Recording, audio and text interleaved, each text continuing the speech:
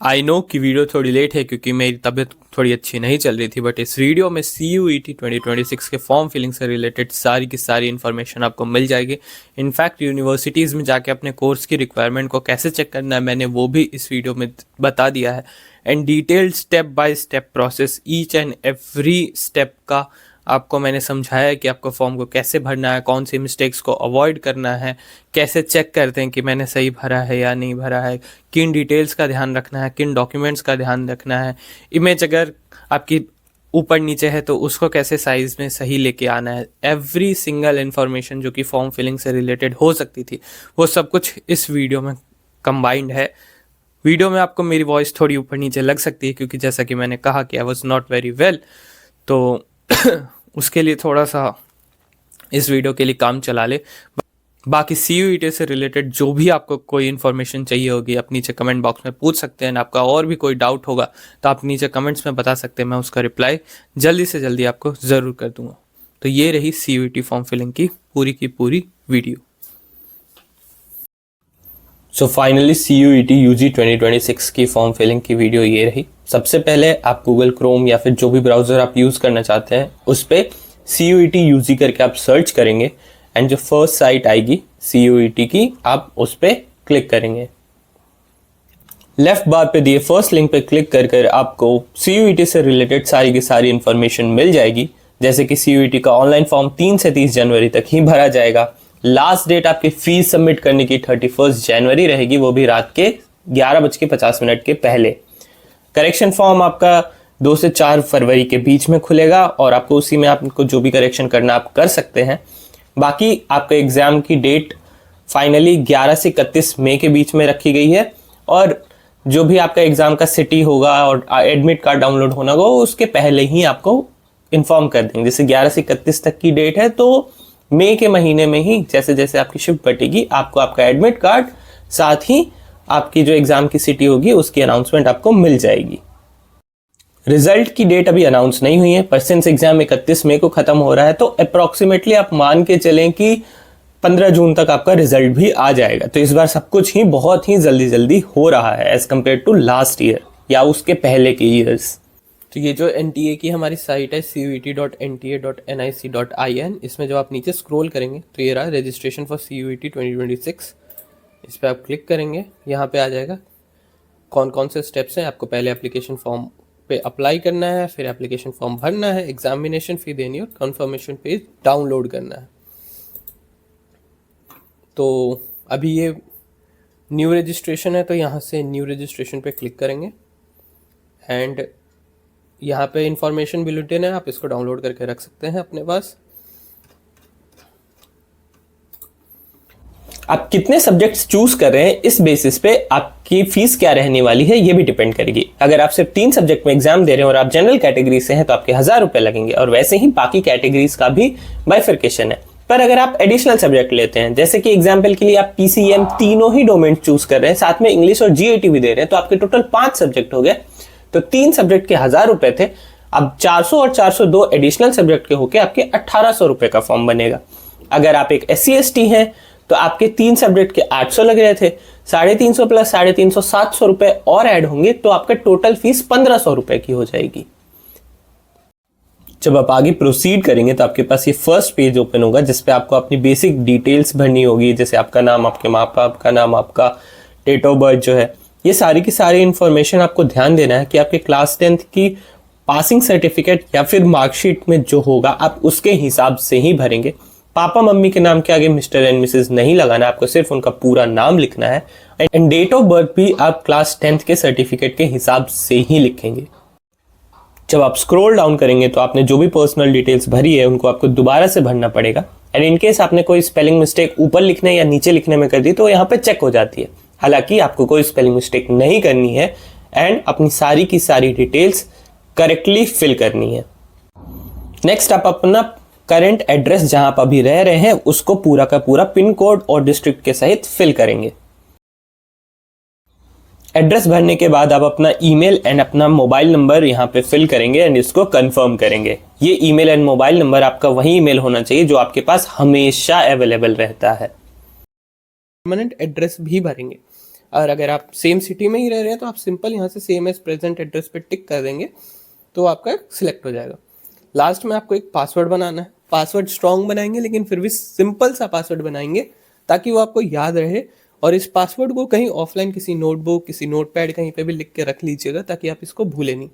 Last में आप यहाँ पे कैप्चा फिल करेंगे और सबमिट करेंगे। तो ये पूरा फॉर्म मैं पहले भर देता हूँ, फिर आगे स्टेप पे चलते हैं। ये मैं आपको शो करने के लिए दिखा रहा हूँ कि अगर आप स्पेलिंग में कोई सा भी मिस्टेक करते हैं जो हमारी कंफर्म पर्सनल डिटेल्स वाला पेज है, तो यहाँ पे एक ऐसा नोटिफिकेशन लिखा आ जाएगा। जैसे मैंने यहाँ पे फादर्स नेम गलत भरा है तो यहाँ पे वो नोटिफिकेशन में बता देगा कि आपका फादर्स नेम गलत है, तो आप उसको यहाँ से फिर सही कर लेंगे।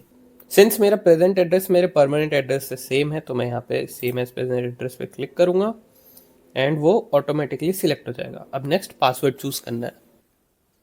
सो लास्ट में सब कुछ करने के बाद हम यहाँ पे कैप्चा फिल करेंगे जो कि होगा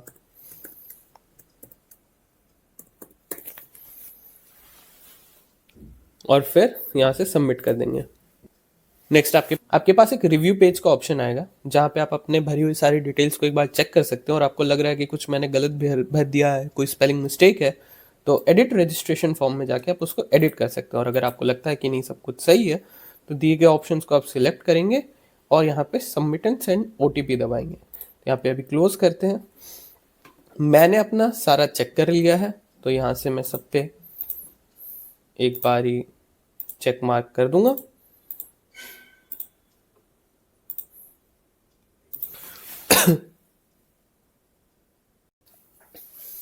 एंड लास्ट में आई एग्री के बटन को क्लिक करेंगे।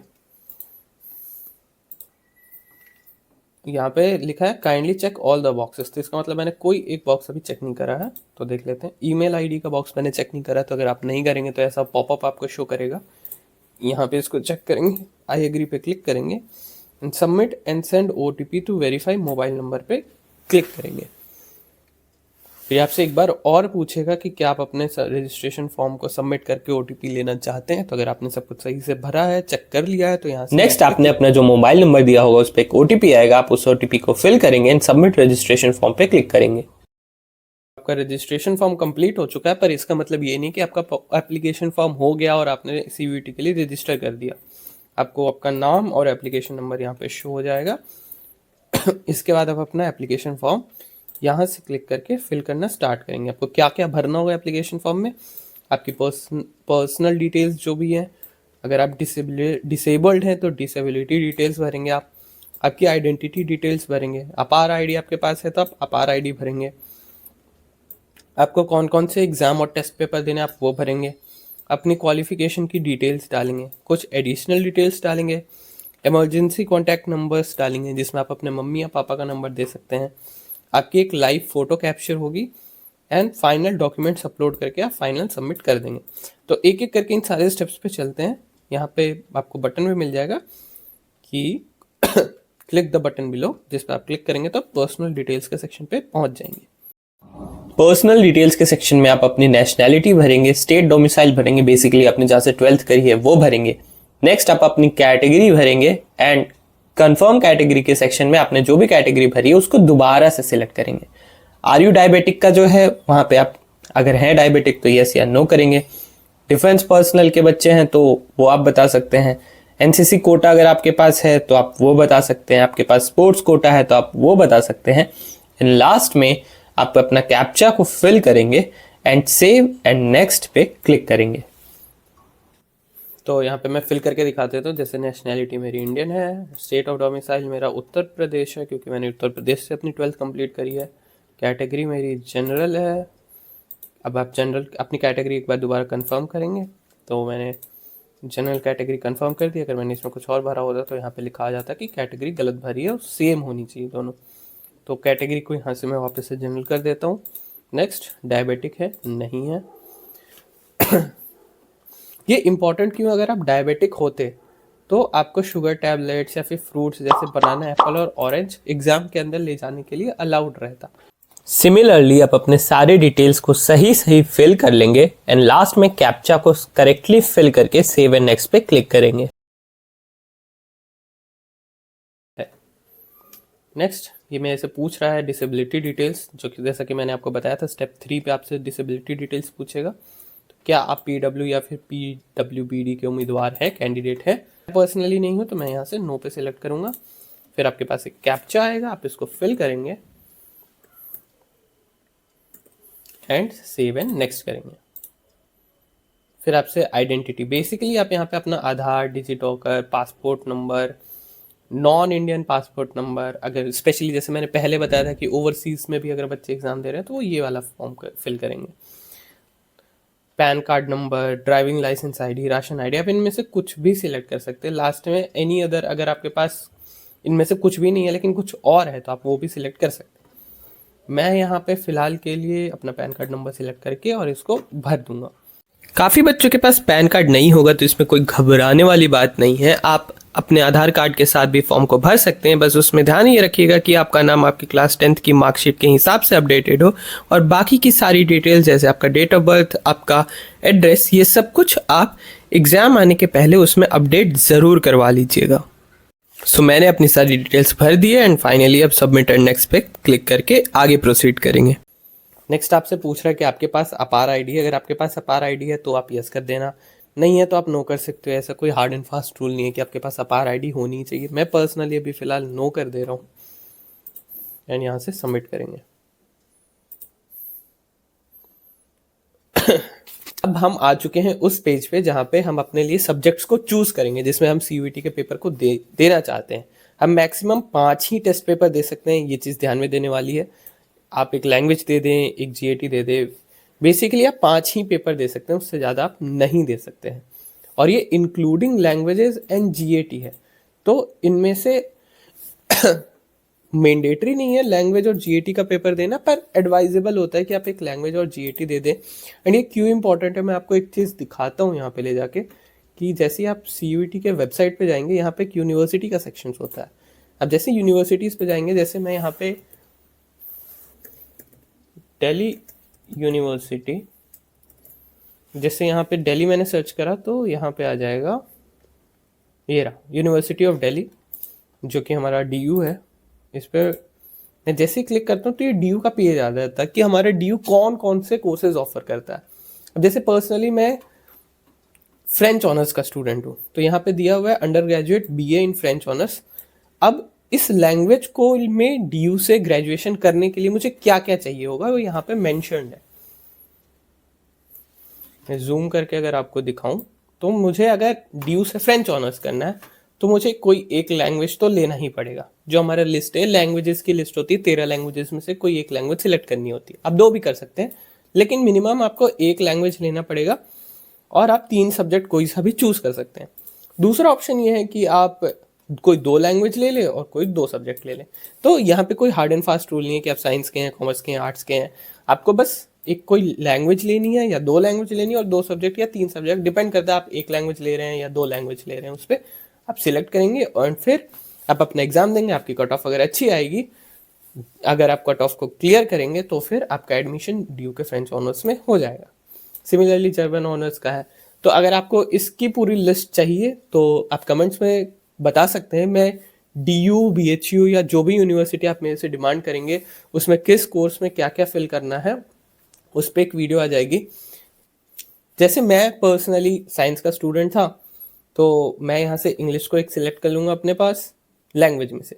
यहाँ पे 13 लैंग्वेजेस हैं जो कि हैं इंग्लिश, हिंदी, असमी, बंगाली, गुजराती, कन्नड़, मलयालम, मराठी, उड़िया, पंजाबी, तमिल, तेलुगु और उर्दू। आप जिसमें भी अच्छे हैं, या फिर इसमें एक और चीज़ है कि ये एडवाइस करते हैं कि आपने जो भी 12th में लिया होगा आप उसको ही भरे। पर अब किसी के पास 12th में लेट्स से अकाउंटेंसी थी नहीं पर उसको BCom ऑनर्स करना है तो वो खुद से अकाउंटेंसी पढ़ के अकाउंटेंसी का एग्जाम क्लियर करके जा सकता है। तो वो आप अपने हिसाब से देख लेते हैं। ये एडवाइस करते हैं कि आप अपने 12th में आपने जो लिया था वहीं भरें। तो जैसे मैंने अपने लिए इंग्लिश सेलेक्ट करा है। इसके अलावा मैं यहाँ से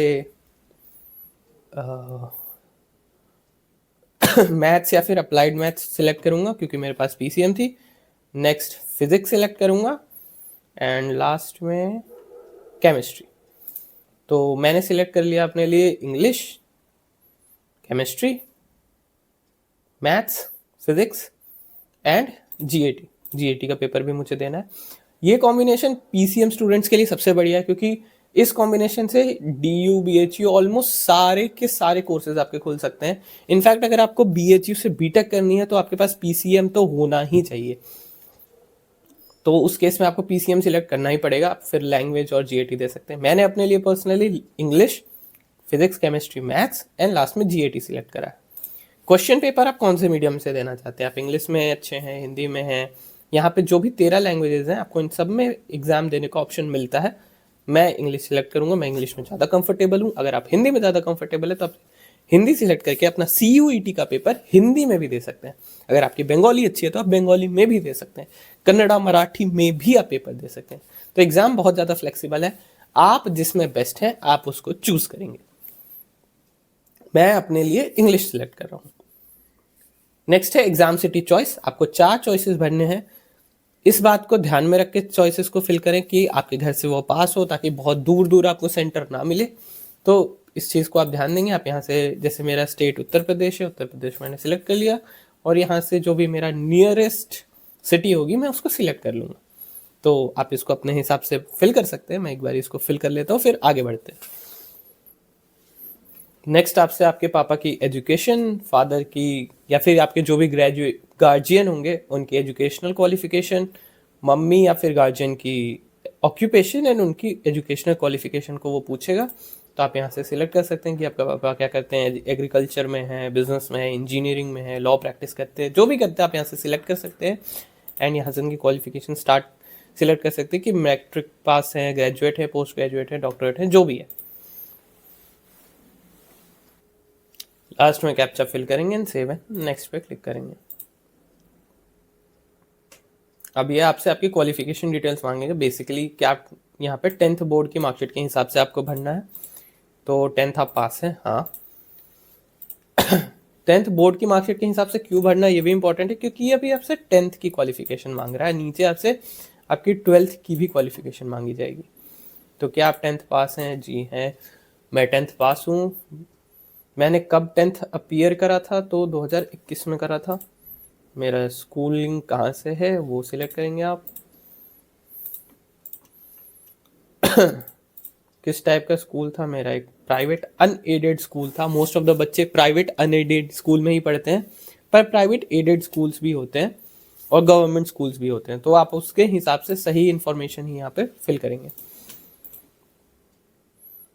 नेक्स्ट है कि आपने एग्जाम कौन से स्टेट से पास करी थी। बेसिकली आपका स्कूल कौन से स्टेट में था। तो मेरा स्कूल उत्तर प्रदेश के अंदर था।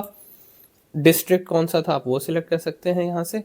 सो अब अपने 10th की सारी डिटेल्स को इसी तरीके से फिल कर लेंगे एंड सिमिलरली अपने 12th की भी सारी डिटेल्स को इसी तरीके से फिल कर लेंगे।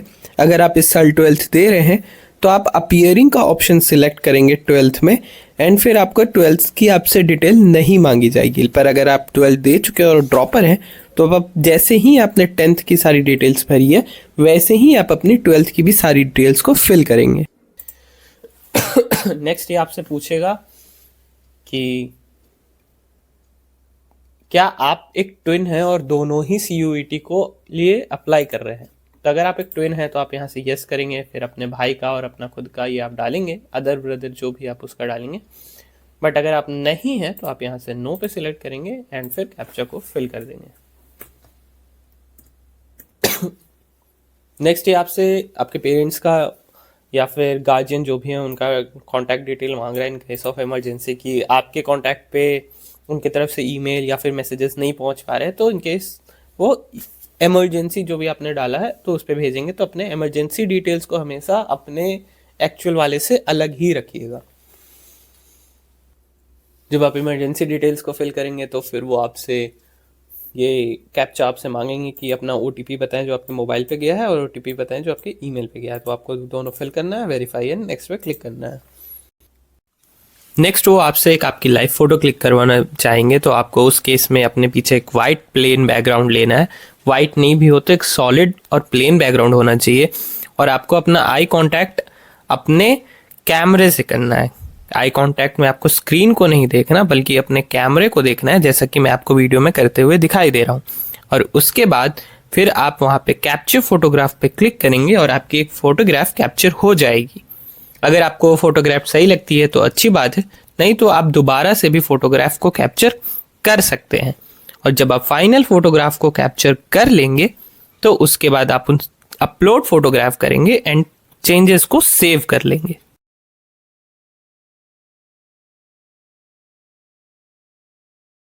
तो लास्ट स्टेप में आपको 3 चीजें अपलोड करनी है। एक आपका पासपोर्ट साइज फोटोग्राफ जिसमें आपका फेस विजिबल होना चाहिए, 80% फेस होना चाहिए और कोई मास्क नहीं होना चाहिए।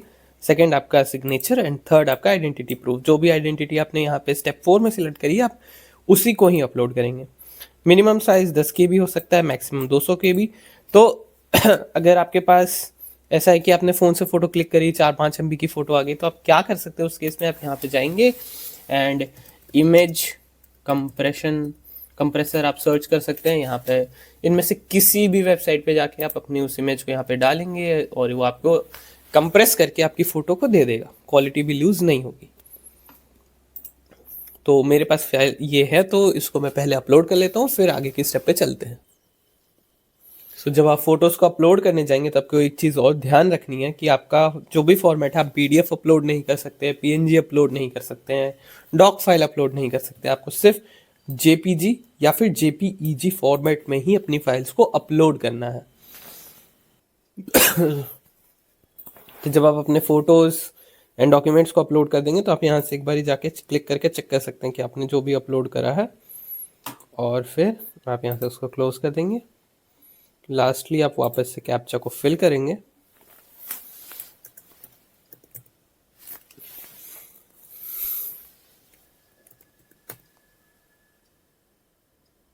सेव एंड नेक्स्ट पे क्लिक करेंगे।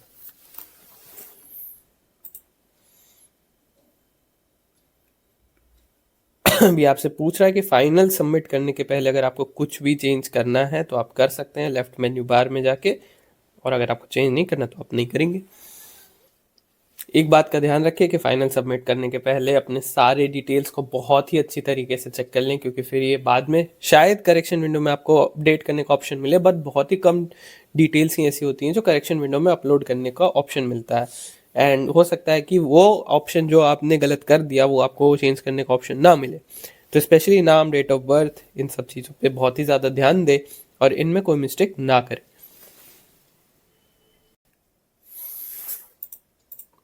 जब आप स्क्रॉल डाउन करेंगे तो आप इन सारे ही चेक बॉक्सेस पे पहले क्लिक करेंगे कि मैंने अपना नाम, अपने पिता का नाम, अपनी माता का नाम, अपना डेट ऑफ बर्थ, अपना जेंडर, अपना कैटेगरी, क्वेश्चन पेपर का मीडियम, कहाँ पे एग्ज़ाम सेंटर चाहिए वो, educational detail, contact detail, document जो भी मैंने अपलोड करे हैं, एंड परीक्षण यानी कि टेस्ट पेपर मैंने जो जो सिलेक्ट करे हैं वो सब कुछ आप यहाँ पे चेक कर लेंगे फाइनल एग्री करके। एंड जैसे ही आप सबमिट करेंगे आपके पास ये एक पॉपअप आएगा कि अगर आपने फ़ी पेमेंट एक बारी कर दी तो आप इसमें कोई भी डिटेल्स को चेंज नहीं कर पाएंगे। तो अगर आपको अभी भी लगता है कि कुछ रह गया है तो आप उसको यहाँ से जाके एडिट कर सकते हैं। अगर ईमेल आईडी आपकी वेरीफाइड नहीं है तो आप यहाँ से जाके अपनी ईमेल आईडी को वेरीफाई करवाएंगे। और जैसे कि मैंने जो भी सब्जेक्ट सिलेक्ट किए थे उसके हिसाब से मुझे 1800 रुपये पे करने पड़ेंगे, क्योंकि 3 सब्जेक्ट उन्होंने कहा था। मैंने PCM चूज़ करा, उसके बाद इंग्लिश और GAT को भी चूज़ करा। तो वो आप चूज़ करेंगे, यहाँ से अपने फ़ीस को पे करेंगे। 1800 रुपये मेरी आ रही है, आपकी कैटेगरी के हिसाब से और कितने सब्जेक्ट्स आपने सिलेक्ट किए हैं उसके हिसाब से आएगा। ईमेल को आप यहाँ पे वेरीफाई कर सकते हैं, आपके ईमेल पे आपको कोड भेजेंगे, आप उसको यहाँ पे आप पहले इस कैप्चा को फिल करेंगे ईमेल को वेरीफाई करने के लिए, फिर सबमिट एंड गेट OTP पे क्लिक करेंगे। ये आपको एक OTP भेजेंगे आपके ईमेल पे, जो भी आपने अपना प्राइमरी ईमेल सिलेक्ट करा है वो आपको यहाँ पे फिल करना होगा।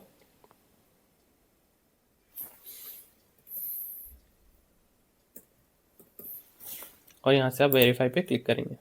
तो मेरी ईमेल आईडी वेरीफाई हो चुकी है। मैं अगर चाहूँ तो यहाँ से एग्जामिनेशन फीस को पे करके और फिर मेरा एप्लीकेशन फॉर्म सिलेक्ट हो जाएगा। ध्यान देने वाली बात ये है कि अगर आपने एप्लीकेशन फी पे नहीं करी इसका मतलब ये है कि आपने CUET का फॉर्म नहीं भरा। ये इतनी राम कहानी करने के बाद भी आप CUET का एग्ज़ाम नहीं दे पाएंगे अगर आप एग्जामिनेशन फीस को पे नहीं करेंगे। तो एग्जामिनेशन फ़ी पे करने की लास्ट डेट 31 जनवरी है, रात के 11:30 बजे के पहले। तो उसके पहले आप अपनी फ़ी पेमेंट को कंप्लीट ज़रूर कर लें। क्योंकि फी पेमेंट कंप्लीट करेंगे तो ही आप इस एग्जाम को दे पाएंगे। तो उम्मीद करता हूं कि CUET का फॉर्म कैसे भरना है ये आपको अच्छे तरीके से समझ आ गया होगा। अभी भी आपके पास कोई डाउट है तो आप नीचे कमेंट्स में मुझसे वो डाउट पूछ सकते हैं और मैं उसका रिप्लाई आपको जरूर कर दूंगा। तो मिलते हैं आपसे अगले वीडियो में। अभी आपसे काफी कुछ डिस्कस करना है।